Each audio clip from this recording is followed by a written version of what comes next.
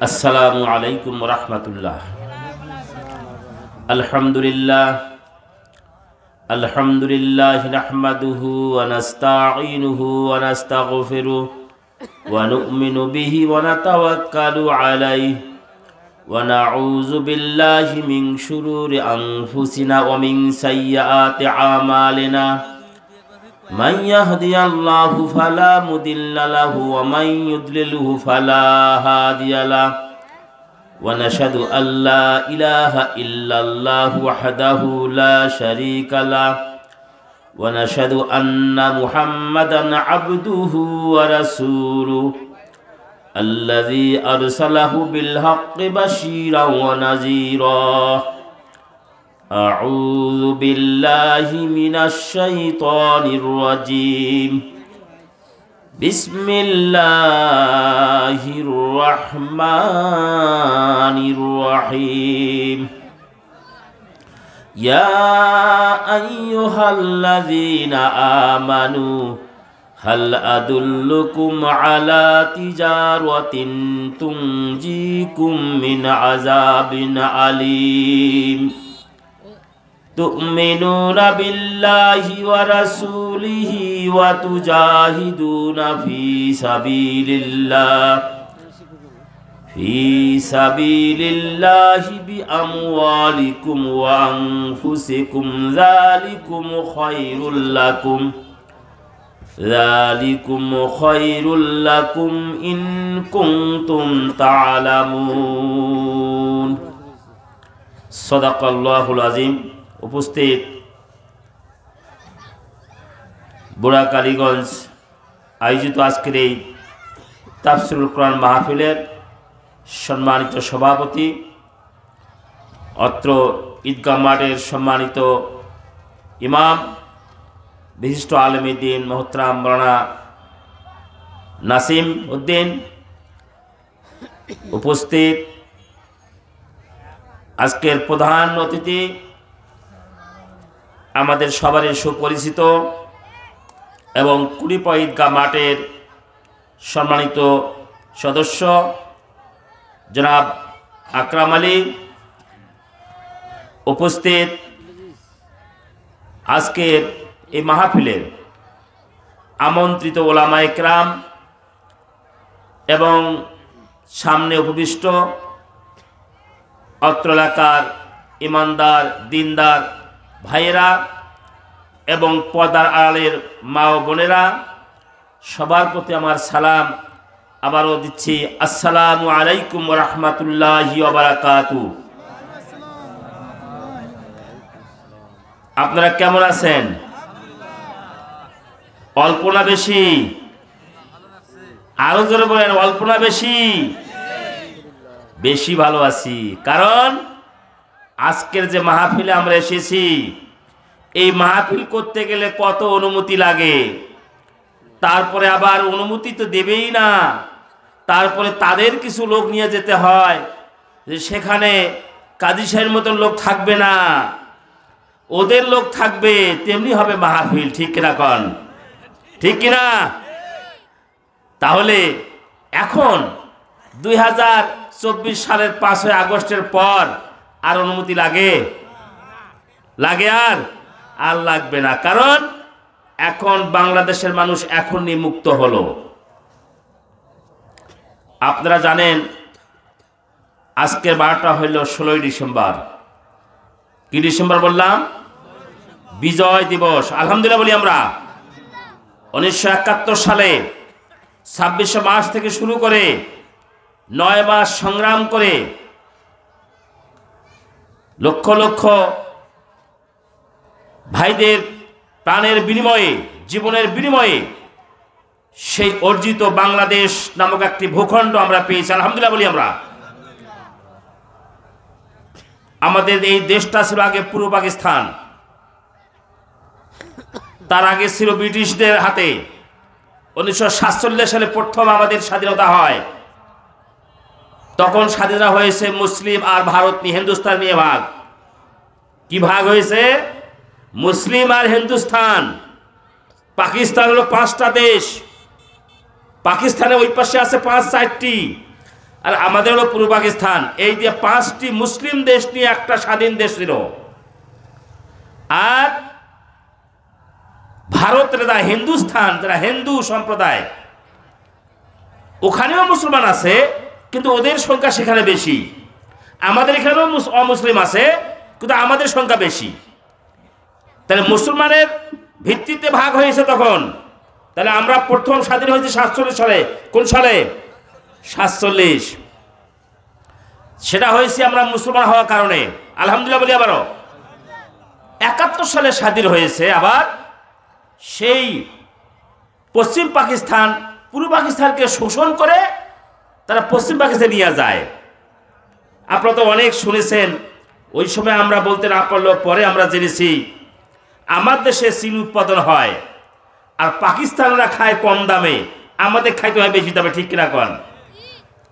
তাহলে এভাবে বিভিন্নভাবে শোষণ, আমাদের চাকরিতে আমাদের কোটা কম, সব পশ্চিম পাকিস্তানে থাকে।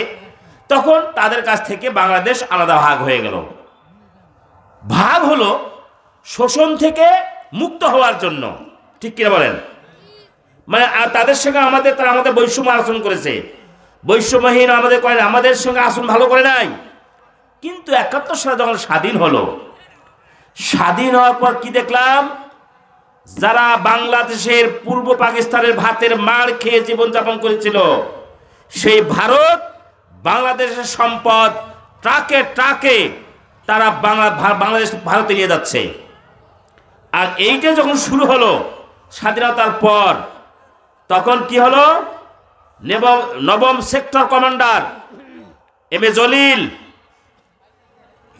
তিনি প্রতিবাদ করলেন, দেশ স্বাধীন করেছি আমরা, রক্ত দিয়েছে দেশের মানুষ, ভারত সহযোগিতা করেছে। তার মানে এই নয় যে বাংলাদেশের সম্পদ তা লুট করে নিয়ে যাবে। তো লুটের রাজ্য প্রথম সৃষ্টি করেছে ভারত। এই কথা বলার কারণে ওই সময়ে যারা ক্ষমতায় ছিলেন তারা মেজর জলিলকে তারা অ্যারেস্ট করলো। তার মানে হলো ভারত আমাদের সব নিয়ে গেল, তুমি বলতে পারবে না। এটা কি স্বাধীন হইল? আমার দেশের সম্পদ ভারতে নিয়ে যাবে আর আমরা বলতে পারবো না, এটা তো স্বাধীনতা নয়। যার কারণে আজকে বাংলাদেশটা আজকে ভারতের অঙ্গরাজ্য বানাবার জন্য তারা চেষ্টা করেছে। আমরা যদিও এর মাঝে অনেক সরকার পার হয়ে গেছে, তারা এত বেশি ভারতের দালালি করে নাই যেটা করেছে ওই সময় যারা ছিল ক্ষমতায়, তারা সব দেশই দালালি করেছে। আজকে আমরা বাংলাদেশটাকে, আমাদের মুসলমানের স্বাধীনতা তখন হবে যখন আমরা মুক্তভাবে স্বাধীনভাবে ইসলামের কথা বলতে পারবো, কোরআনের কথা বলতে পারবো, হাদিসের কথা বলতে পারবো, নামাজের কথা বলতে পারবো। তখনই হবে আমাদের পূর্ণ স্বাধীনতা, ঠিক কিনা বলেন?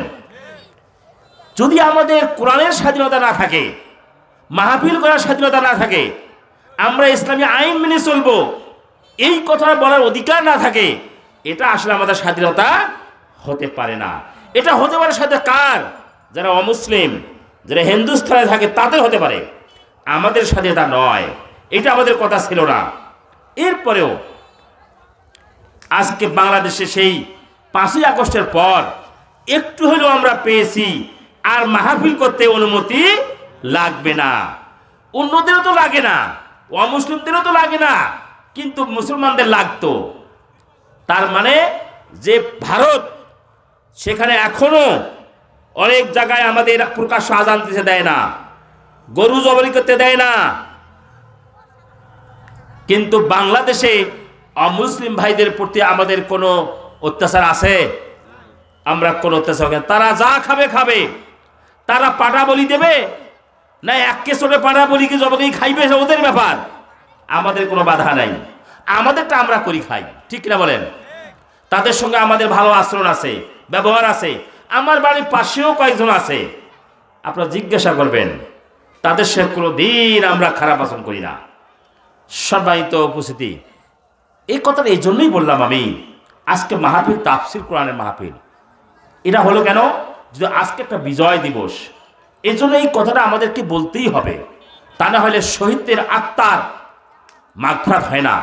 আমরা ওই শহীদ ভাইদের জন্য আবারও দোয়া করি আল্লাহ তাদেরকে জান্নাত নসিব, আল্লাহুম্মা আমিন। সম্মানিত উপস্থিতি, তাহলে আজকে বাংলাদেশে স্বাধীন হলো, কোরআনের মাত্র 90-95 মুসলমান দেশ হওয়ার পরেও মাত্র 2টা আইন চলে কোরআনের। কয়টা আইন শুনবেন? ভালো করে শুনবেন, 2টা আইন চলে। আমরা তো মাহফিল করেছি তাফসির, সারা জীবন তাফসির মাহফিল করেও আমাদের পরিবর্তন হবে না যতক্ষণ পর্যন্ত কোরআনী শাসন ব্যবস্থা আমাদের না হবে। আমরা তাফসির করব কোরআনের আলোচনা করব, আর কোরআন বিরোধী আইন সংসদে পাস করব, এই মাহফিল কোনো কাজ হইবে? এই জন্য আমাদের সেই মাহফিল হওয়া দরকার। আমরা এই কোরআনের তাফসির মাহফিলের মাধ্যমে আমরা শুধু কালীগঞ্জবাসীকে নয়, গোটা দুনিয়া, গোটা দেশবাসীকে বলতে চাই যে আমরা কোরআনের পক্ষে, আমরা কোরআনের আইন দেখতে চাই। ঠিক কিনা বলেন? মাত্র 2টা আইন চলে বাংলাদেশে। একটি হইল ফারায়েজ, জমি সংক্রান্ত যারা ভাগ বাটোয়ারা, এই আইনটা চলে। আর একটা কি চলে? বিবাহ তালাক। এই 2টা আইন শুধু চলে। কোরআনের 500টা আইন আছে। কয়টা আইন আছে? 500টি আইন আছে। আইন চলে মাত্র 2টা। আচ্ছা, 90% মুসলমান, 95% মুসলমান দেশে এই মাত্র 2টা চললো, আর 498টা আইন এ দেশে চলে না। যেটা হয় এটা আমরা ব্যক্তিগতভাবে মানি, রাষ্ট্রীয়ভাবে মাত্র হয় 2টা। কয়টা? 2টা। আমরা আজকে এই মাহফিল থেকে বলতে চাই আল্লাহর কাছে, আল্লাহ, যেহেতু তত্ত্বাবধায়ক সরকার বলেন আর অন্তর্বর্তীকালীন সরকারই বলেন, এদের মাধ্যমে সেই সরকারকে আমাদের দেশের ক্ষমতায় বসার তৌফিক দান করো, যারা এই কোরআনের আইনকে সমাজে চালু করে। আলহামদুলিল্লাহ বলি আমরা। আমরা কোন দল দিয়ে হবে সেটা আমরা জানি না। আমরা চাই এই 498টা আইন এখনো আমাদের বাস্তবায়ন নাই। এই আইন যারা সমাজে বাস্তবায়ন করতে চায় তাদেরকে আল্লাহ তুমি ক্ষমতা দাও। বেজার হলেন নাকি? বেজার? আলহামদুলিল্লাহ বলেন। এরপরে যেটা বলতে চাচ্ছি, আজকে তাফসীর কোরআন মাহফিল, মানুষের গড়া আইন দিয়ে যে দেশ চলে, অথচ আল্লাহ রাব্বুল আলামিন এই কোরআনের মধ্যে 500টি আইন দিয়েছেন। মানুষের জীবনের প্রতিটা কর্মকাণ্ড কিভাবে চলবে, আজকে এই মাহফিলের মর্যাদাটা কি, সেটাও আল্লাহ রাসূল বলে দিয়েছে। ঠিক না বলেন? আল্লাহ রাসূল বলেছেন, তাদারুসুল ইলম সাআতু মিনাল লাইল খায়রুম মিন ইহয়া, যে কিছু সময় কোরআনকে নিয়ে গবেষণা করবে, কোরআনে আল্লাহ কি বলছেন আমাদের জন্য এই বিষয় জানবে এবং মানার চেষ্টা করবে। একটি লোক এই যদি কিছু সময় করে, আর একটা লোক সারা রাত দাঁড়িয়ে ইবাদত করবে, তার সে ওই লোকটাই উত্তম। আলহামদুলিল্লাহ বলি। এটা কোরআনের মর্যাদা। এই মাহফিলটার মর্যাদা কি? এটা একটা বলা হয়েছে বেহেশতের বাগান। আলহামদুলিল্লাহ বলি আমরা। এই মুহূর্তের জন্য এই মাহফিলের বাইরে যে অবস্থানটা, ওইটা সেটা মর্যাদা হইল এটা বেহেশতের বাগান।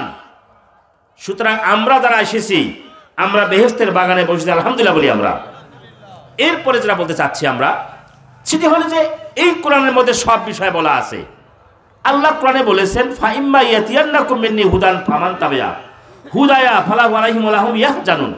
হে নবী, আমার পক্ষ থেকে যে বিধান তোমার কাছে যাবে, যারা এটাকে মেনে চলবেন তাদের কোনো চিন্তাও নাই, ভয়ও নাই।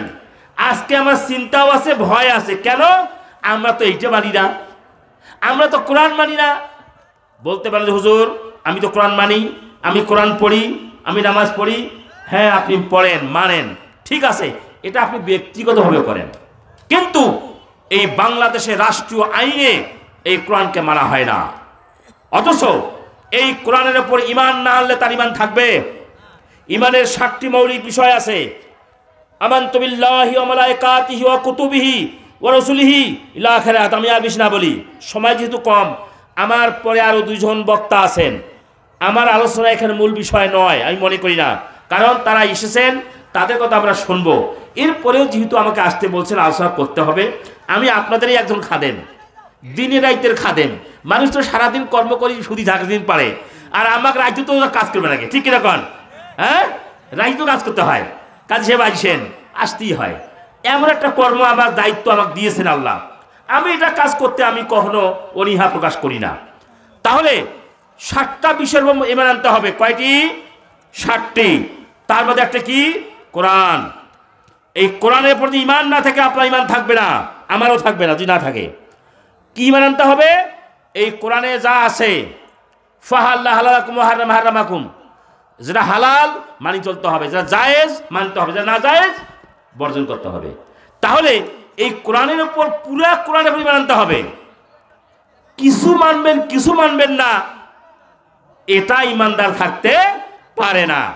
আজকে আমরা 90-95% মুসলমানের দেশে আমরা রাষ্ট্রীয় হয়ে মাত্র মানি দুইটা, আর বাকিগুলা আমাদের ইচ্ছা মতো যার যেটা মন চায় সেইটা মানি। এইটাকে আমরা ইসলাম মনে করে নিয়েছি না, পরিপূর্ণ আনতে হবে। তাহলে বলে হুজুরের উপায় কি? আমাদের কিভাবে মানব? সরকার না করলে ইসলামী সরকারের মূল 4টা কাজ। প্রথম যখন ক্ষমতায় আসবে প্রধান 4টা কাজ করতে হবে। আল্লাযিনা ইম্মাক্কানাহুম ফিল আরদ আকামুস সালাতা ওয়া আতুজ যাকাত ওয়া আমারু বিল মারুফ ওয়া নাহাউ আনিল মুনকার। নামাজ কায়েম করবে। প্রথম কি কাজ? নামাজ কায়েম। নামাজ কায়েম মানে কি? নামাজ প্রতিষ্ঠা করতে হবে। প্রতিষ্ঠা মানে কি? নামাজ চালু করতে হবে। আজান যখন হবে কোনো হাট বাজার ব্যবসা বাণিজ্য কেউ করতে পারবে না। নামাজের সময় শুধু নামাজই হবে, নামাজের সময় নামাজই হবে। দোকান থাকলে হবে কি? বেচা কিনা হবে না, দোকান বন্ধ, নামাজ দিতে হবে। এখন কাস্টমার নামাজ পড়তে যাবে, ব্যবসায়ী নামাজ পড়তে যাবে। এইটা যখন চালু হবে তাহলে তখনই হবে নামাজ কায়েম। আর আজান হইল টিফিনের সময়, মাদ্রাসা স্কুল টিফিন দিল, টিফিন কিসের জন্য দিল? খাওয়া হবে, নামাজ হবে, তাই না? যার যেটা কাজ। কিন্তু টিফিনের সময় দেখা যায় খাওয়া ঠিকই হয়, আগরবাতিও টানা হয়, নামাজের সময় হইলে আবার দেখেন যে নোংরা জায়গা যা খাওয়া থাকবে, তা মসজিদমুখী হবে না, আছে কি না? অথচ তখন ছুটি টিফিন দেওয়া হলো নামাজের জন্য, নামাজে যেতে হবে। এটা তো কায়েম হলো না। কায়েম হবে তখন আজান হয়েছে নামাজে। যারা সৌদি আরবে গিয়েছেন, হজ করার সুযোগ হয়েছে এবং চাকরি করার সুযোগ হয়েছে, আশা করি তারা আমার সঙ্গে একমত হবেন। নামাজের সময় যখন সৌদি আরবে হয়, নামাজ কিন্তু সৌদি আরবে কায়েম আছে। আপনাকে আজান হলে নামাজ যেতে হবে। টহলদার পুলিশ সলাৎ সলাৎ বলে চিল্লাচ্ছে, আর আমাদের টহলদার পুলিশ নামাজেই পড়ে না, ঠিক কিনা বল? সবাই নয় সে বলি, সাবলুফির মন খারাপ কয় না জন বলে সর্বনাশ, হুজুর তো মুখো তাইলে কয়া ফেলাইলো, আমাকে তো বাদ দিয়ে করলে। তার মানে হলো যারা হয়তো পড়ে এমন কিছু খুব কম, নামাজেই পড়ে না, অথচ সলাৎ বলে চিল্লাচ্ছে তারা। আপনার হয় ঘরের ভেতরে হুঁকারি থাকতে হবে, না হয় সলাতে যাইতে হবে। এটা হলো নামাজ কায়েম। আপনার কোনো সুযোগ নাই, আইজ নামাজ কায়েম করতে হবে। 2 নম্বর জাকাত আদায় করতে হবে, জাকাত। 3 নম্বর সৎ কাজের আদেশ, 4 নম্বর অসৎ কাজের নিষেধ। আমি ব্যাখ্যায় যাচ্ছি না, যেহেতু আমার আর সামনে কিছু কথা আছে। তাহলে এই 4টা কাজ করবে। আজকে বলেন তো দেখি, ব্রিটিশ চলে গেছে, এরপরে 47 সাল থেকে অদ্যাবধি পর্যন্ত কোন সরকার করেছে? কেন করে নাই? এই কাজটা যারা করবে তারাই কিন্তু ক্ষমতায় কেউ যায় নাই, ঠিক কিনা বলেন? সুতরাং আমরা যারা ইমানদার, আমরা যারা কোরআনকে বিশ্বাস করি, আপনি আমি যদি পরিপূর্ণ বিশ্বাস না করি আমার ইমান থাকবে না।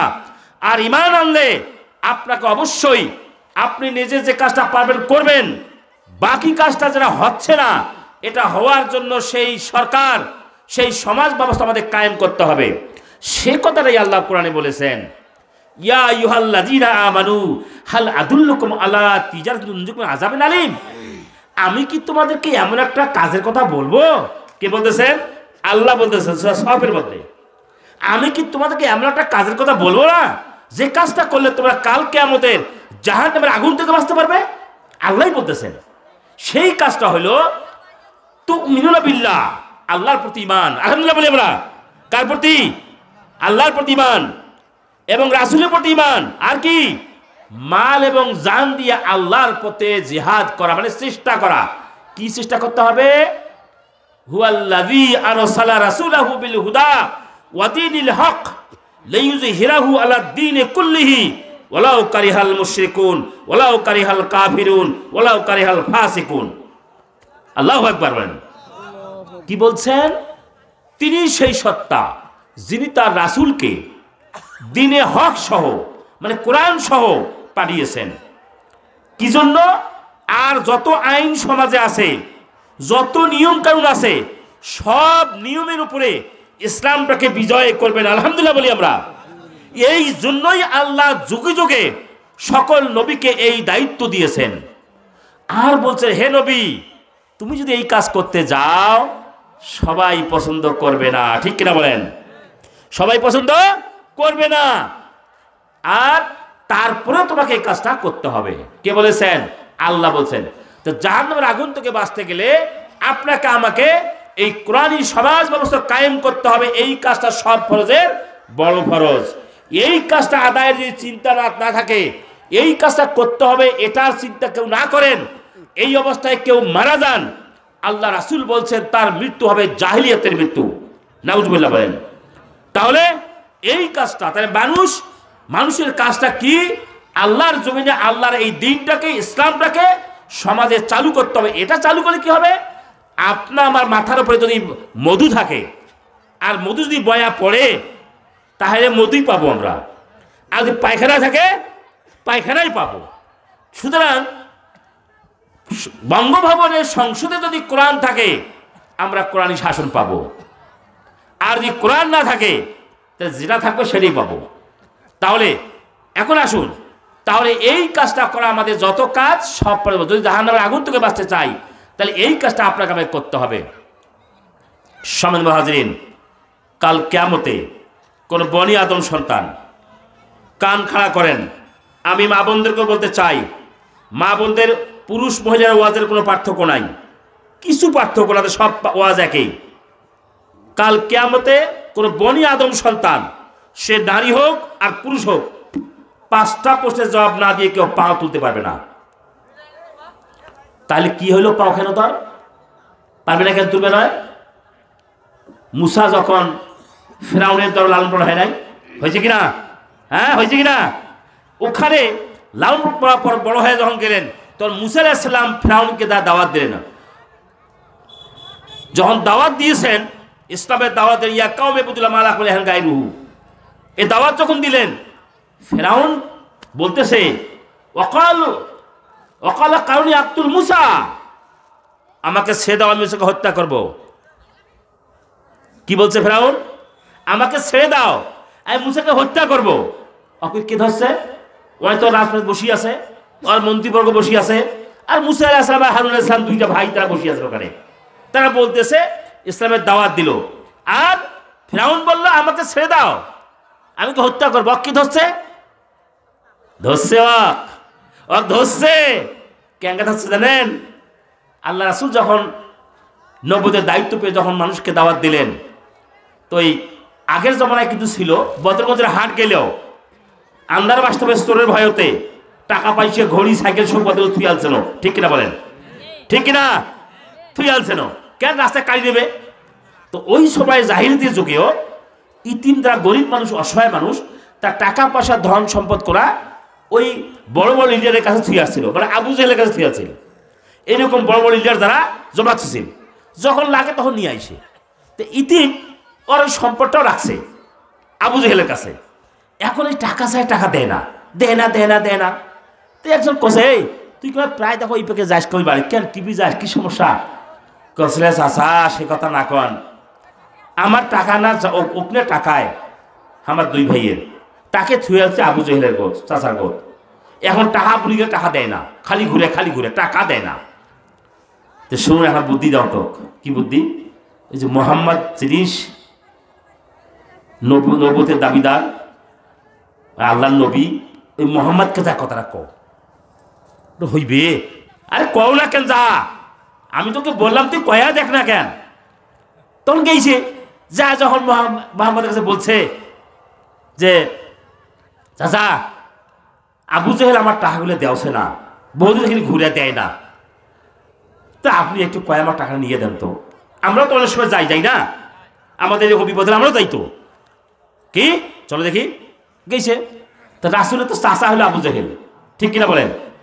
এখন গেছে যখন, যা আবার বলছে চাচা এদের কি সমস্যা,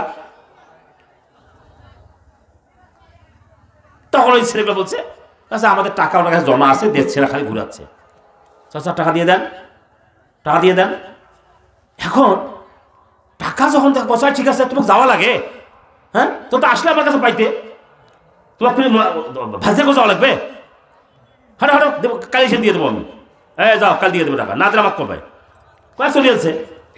এখন আবু জেহেলের অনুসারী যারা কষে, আচ্ছা আপনি হলেন আরবের নেতা, আর মোহাম্মদ তো 2 দিনকার নেতা আইলো কেবল, আপনি কেবল তারই কথা টাকা দেন, হ্যাঁ মান সম্মান থাকিল আপনার? শুন তাহলে কথা ভালো করে শোনে, তুমি কেন দিবে চাচ্ছ টাকাটা, শুনবে না? শুনিম ক, যখন আমাকে বলছে ওদের টাকা দিয়ে দাও, দেখি মোহাম্মদের ঘাড়ের উপরে বাঘ বসিয়েছে, আমি যদি টাকা না দেই আমার বাঘ খেয়ে ফেলবে। তুই কস জীবন বাঁচা ফরজ না টাকা দেওয়া ফরজ, কোনটা? কোথায় টাকা, সেইটা আমি দিবে চাচ্ছ। তার মানে হইল রাসূলের সঙ্গে তো আল্লাহ আছেন, আলহামদুলিল্লাহ বলি আমরা, আল্লাহু আকবার। তাহলে মুহাম্মদ টাকা, মুহাম্মদ বলছে শুধু নয়, মুহাম্মাদের সাথে আল্লাহ আছেন, আলহামদুলিল্লাহ বলি আমরা। এই শুধু ঠেলা পুরি কিন্তু দিচ্ছে টাকা। সম্মানিত হাজিরিন, আমি যেটা বলতে চাই, আজকে এই জাহান্নামের আগুন থেকে বাঁচতে গেলে কালকে আমাদেরকে যে কাজটা করতে হবে, আমি যেটা বলছিলাম, কালকে আমাদের 5টা প্রশ্নের জবাব না দিয়ে বনি আদম সন্তান পাও লড়াইতে পারবে না। তো পাও কেটে হচ্ছে আল্লাহকে আটকিয়ে রাখছে, আল্লাহ যে তুই জবাব না দিয়ে পাও তুলতে পারবে না। তার একটা প্রশ্ন কি, তোমার জীবনের লক্ষ্য উদ্দেশ্যটা কি? এখানে দিয়ে এক এক করে পোস্ট করি, আমার বিশ্বাস 90% কেন 95% সঠিক উত্তর দিতে পারবে না। মন খারাপ করলেন নাকি? কারণ আমি তো বুঝছি এলাকার মানুষ, আমরা তো ঘুরি, কায় কি চাই এটা তো বুঝি, তো আমরা বুঝি না, হ্যাঁ আমরা তো বুঝি। 15 বছরে আমাদের কথা বলতে দেওয়া হয় নাই, মাহফিলে উঠতে দেয় নাই, আর প্রায় 20টার মতো কাটা বারবার জমা হয়েছে। এখন সব জায়গাতে নাম দেওছে, আগুন দেয়নি কেন? যারা দেয় নাই তারা তো এলাও আছে, কিন্তু যারা রাঘব বল তারা হয়তো নাই, কিন্তু আছে তো কই, তখন তো প্রতিবাদ করেন নাই, কেন দেওয়া যাবে না? ওরা যারা কইছে ওইটা মানি চলছেন। 5টা পরে 1 নাম্বার হইল তোমার জীবন লক্ষ্য উদ্দেশ্যটা কি? আল্লাহ কোরআনে বলছেন, ওমা খালাকতুল জিন্না ওয়াল ইনসানা লিয়াবুদুন, আমি জিন ইনসানকে সৃষ্টি করেছি আমার দাসত্ব গোলামি করার জন্য। এখানে নামাজের কথা বলা হয় নাই, রোজার কথা বলা হয় নাই, হজের কথা বলা হয় নাই, এখানে বলা হয়েছে আমি দাসত্ব করার জন্য তোমাকে সৃষ্টি করেছি আমি। তো দাসত্ব কি? জীবনের সকল কর্মকাণ্ড আল্লাহর সন্তুষ্টির মধ্য দিয়ে কাজ করার নামই হলো গোলামি করা, আলহামদুলিল্লাহ বলেন। কারণ আপনি যে কাজ করলে আল্লাহ সন্তুষ্ট নয়, আর সেই মতোটা কিছু করেন, আপনার তো হবে না। যেমন ধরেন উদাহরণ হিসেবে বলি, আপনার বাড়ির চাকর আছে, তার কাজ হইল প্রতিদিন পাথারও যাইবে, জমা জমি দেখাশোনা করবে, ওয়ান লাইবে, 80 গরুগুলো খিলাইবে থইবে, কিন্তু পাথারও যায় কোনো ওয়ানেরা কাজ করে না, প্রশংসা করে আমার মালিক খুব ভালো, খুব ভালো খাওয়ায়, নিজে যা খাওয়ায় আমাকেও তাই খাওয়ায়, প্রশংসা করে আইলো, কিন্তু জমির ঘাস নেলাই নেই, থইবে কিষান থইবে? হ্যাঁ সবাই কেমন কষেন না, কথা বুঝি বোঝেন নাই? তার মানে হইলো ওর প্রশংসা করলে ওর কাজ করে নাই হয়, যেমন কাজ না করে প্রশংসা করলে ওকে মালিক রাখবে না।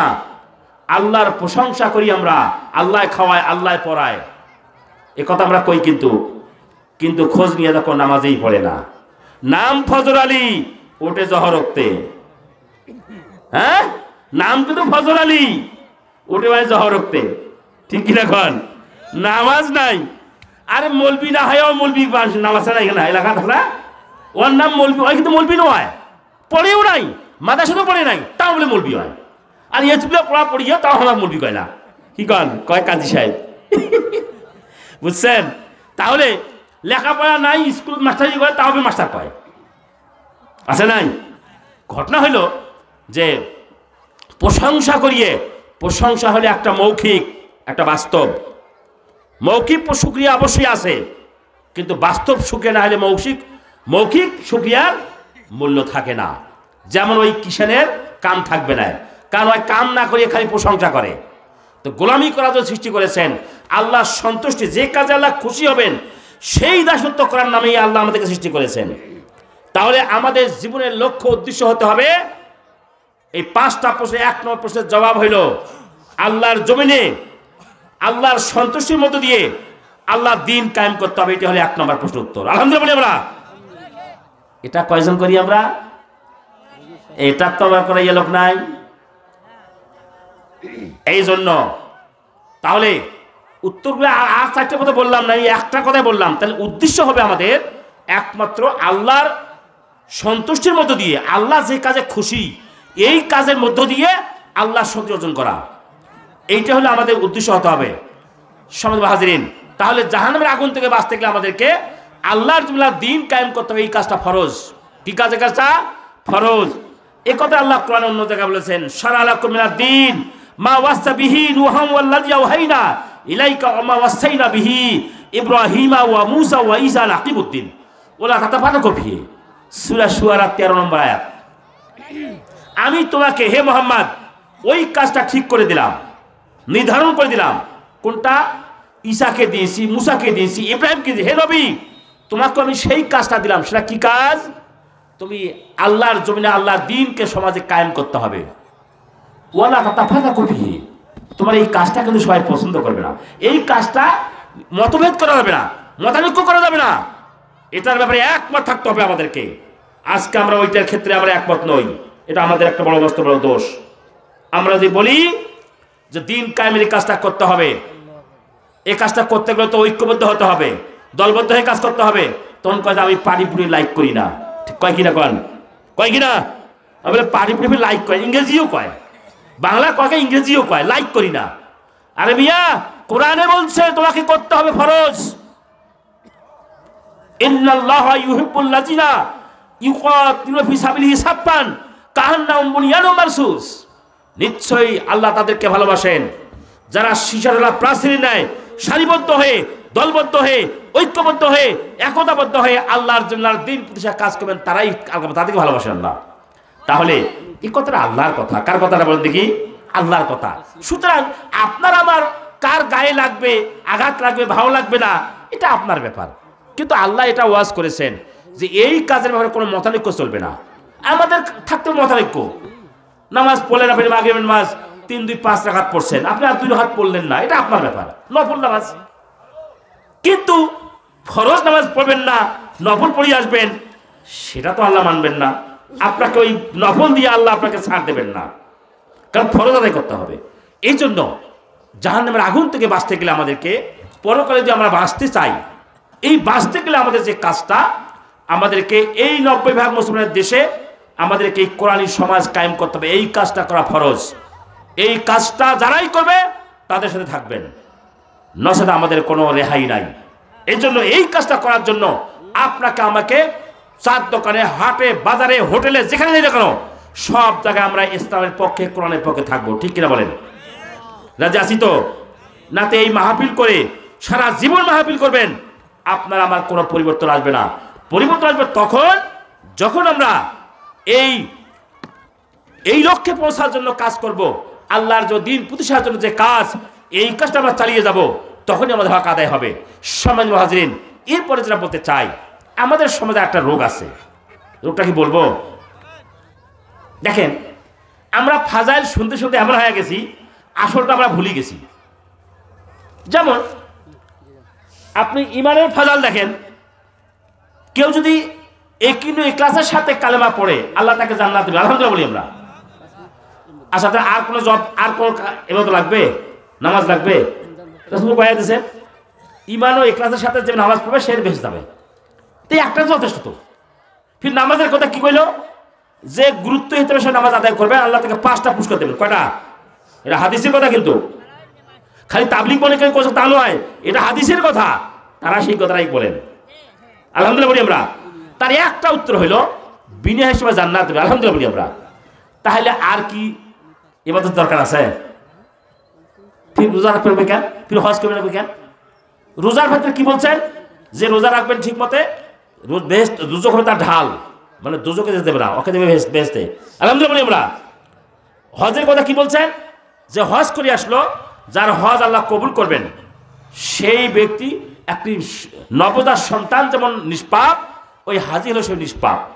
তাই তো হজ করলে হয়ে গেল, নামাজেরও দরকার নাই, রোজারও দরকার নাই, জাকাতেরও দরকার নাই। এগুলো হলো ইবাদতের ফাজাইল।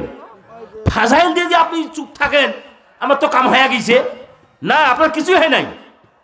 আপনাকে জীবনের সকল ক্ষেত্রে ফরজ ওয়াজিব কাজগুলো আদায় করতে হবে। একটা ওয়াজিব ফরজ কাজকে বাদ দিয়ে আপনি যদি 50টা ওয়াজিব ফরজ কাজ মানি চলেন, আর একটাকে আপনি ইচ্ছা করে বাদ দেন, আপনি যেতে পারবেন না জান্নাতে। অবশ্যই আপনাকে আমাকে ফরজ ওয়াজিব কাজ, যেমন ধরেন কেউ যদি ফজর নামাজ না পড়ে থাকে, জহরে আলছে, ওকে কাজা আদায় করতে হবে। কাজা আদায় না করলে পরেরটা আদা হয় না। তার মানে কি, ওরা ভুল হয়েছে, এটা তো আল্লাহর কাছে ক্ষমা চাইতে হবে। কোন কবিরা গোনা কেউ ফরজ কাজ তরক করলে তওবা ছাড়া মাফ হয় না। আলেমরা এখানে আসেন, আমি যদি ভুল বলে থাকি ওরা আমার ভুল শুধরে দেবেন। ফরজ কাজকে কেউ তরক করলে তওবা ছাড়া মাফ হয় না। আমরা কত করতেছি, হাঁটুর উপর কাশিটি মারিয়ে আমরা পাতাল কাম করেছি, ফরজ তরক। নামাজ এক ওয়াক্ত পড়ছি, কাজ কাম লাগলে এ সময় প্রত্যেকেই কামা কষে কষে 200 কই মানুষ নাই এলা। আরে আমিও করলাম 200 নাই, হ্যাঁ, খাখা বন্ধ করছে 200 কই নাই, তো করে গেল লোক বলে। তার মানে ওরা কামত গেছে, ওরা মাঠত কাজ করেছে, ওরা নামাজে পড়েছে না। আজ কামটা ঠেকাই, পরে শুক্রবারে ধরবো নামাজটা। এইটা করবে না দয়া করে। কোনো ফরজ কাজ তরক করে না, আগে নামাজ তারপরে কাজ। সর্বদা হাজিরিন, সর্বশেষ বলতে চাই, আসুন আজকে এই মাহফিলের যে মূল টার্গেট, মূল উদ্দেশ্য, মাহফিল কমিটিকে আমি বলবো, যদি গতাকার করে মনে করেন যে খালি কালেকশন করার জন্য মাহফিল, না, ভুল হবে। আল্লাহর ঘর আল্লাহ করাবেন, কোনো ব্যক্তি দিয়ে করাবেন। আপনার মাহফিলের উদ্দেশ্য যেটা, সেটা একমাত্র কোরআনের কথা আমরা মানুষকে পৌঁছে দিতে চাই, কোরআনের রাজ সমাজে কায়েম করতে চাই। এই উদ্দেশ্যে আমরা এই এলাকায় এই মাহফিলের মাধ্যমে এলাকাবাসীকে আমরা জানাই দিতে চাই। এই দাওয়াতি কাজ যদি না হয়, আর যদি খালি কালেকশনের উদ্দেশ্য হয়, কালেকশন হতে পারে, কিন্তু আপনি যা যা ওভাবে পাবেন না। এই জন্য নিয়তটাকে আমাদের শরীক করতে হবে। আমি আপনাদের কাছে সর্বশেষ বলতে চাই, আমি আপনাদের একজন খাদেম, আপনাদের একজন ভাই, আপনাদের দৈনন্দিন জীবনের সাথী। আমি যতটুকু আলোচনা করেছি, আমার আলোচনা থেকে কষ্ট হয়ে থাকে, আল্লাহ মাফ করে দেবেন। কারণ আমি যতটুকু বলেছি, আমি বিশ্বাস করি আমি কোরআন সুন্নাহর বাইরে কোথাও যাই নাই। আমি কোরআনের মতো বলার চেষ্টা করেছি। কোনো ভুল ত্রুটি হলে মাফ করে দেবেন। আর দয়া করে আপনারা, সময় এসেছে, এখনকার সময় হলো আলু গড়ার সময়। আর এখন যদি আপনি সেই কাজটা না করেন, আলু তুলতে পারবে না। ভুট্টা কাটার সময় ভুট্টা কাটতে হবে, ভুট্টা না গেলে ভুট্টা পাবেন না। এখন কোরআনের আইন সমাজে বাস্তবায়নের একটা পুরা সময় এসেছে। এখন মানুষ ইসলাম বুঝতে চায়, মানুষ শুনতে চায়, মানুষ নির্দ্বিধায় এখন বলতে পারতেছে। সুতরাং এখন আপনার কোরআনের পক্ষে জাগেন, ইনশাআল্লাহ। ইনশাআল্লাহ আগামী যে আসতেছে আমাদের ইসলামের বিজয়, ইনশাআল্লাহ 24 অক্টোবর, আগস্ট, গত 5 আগস্ট যেমন স্বৈরাচার পতন হয়েছে, আর একটা বিপ্লব হবে ইনশাআল্লাহ, ইসলামের বিপ্লব। যে বিপ্লবের মধ্য দিয়ে এদেশের মানুষ ইসলামকে নিরঙ্কুশভাবে মানিয়ে চলতে পারবেন। আল্লাহ রাব্বুল আলামিন সেই দিনের অপেক্ষায় পর্যন্ত আমাদেরকে থাকার তৌফিক দান করুক। ওয়া আখিরু দাওয়ানা আলহামদুলিল্লাহি রাব্বিল আলামিন। আসসালামু আলাইকুম ওয়া রাহমাতুল্লাহি ওয়া বারাকাতুহু।